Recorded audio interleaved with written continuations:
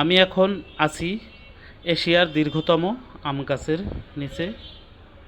এটি বাংলাদেশের ঠাকুরগাঁও জেলার বালিয়াডাঙ্গি উপজেলার হরিণমারী সীমান্তের মুন্ডুমালা গ্রামে অবস্থিত।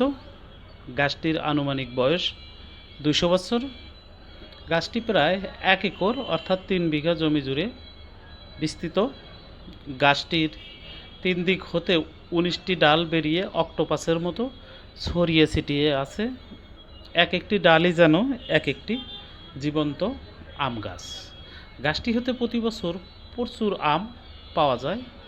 প্রতিটি আমের ওজন প্রায় 200 থেকে 250 গ্রাম। গাছটি রক্ষণাবেক্ষণের জন্য 15 জন লোক নিয়োজিত আছে। গাছটি দেখতে হলে আপনাকে 20 টাকা টিকিট মূল্য দিয়ে প্রবেশ করতে হবে। এই গাছটি ঠাকুরগাঁও তথা বাংলাদেশের একটি ঐতিহ্য। এটি বাংলাদেশের অন্যতম একটি প্রাকৃতিক সম্পদ। আমি চাই এই গাছটি প্রকৃত রক্ষণাবেক্ষণের মাধ্যমে কর্তৃপক্ষ দীর্ঘদিন বাঁচিয়ে রাখুক। আর আপনারা যারা ঠাকুরগাঁয়ে ঘুরতে আসবেন অবশ্যই সময় করে একবার হলেও এই সূর্যপুরী আম গাছটি দেখে যাবেন, কারণ এটি আমাদের ঐতিহ্য।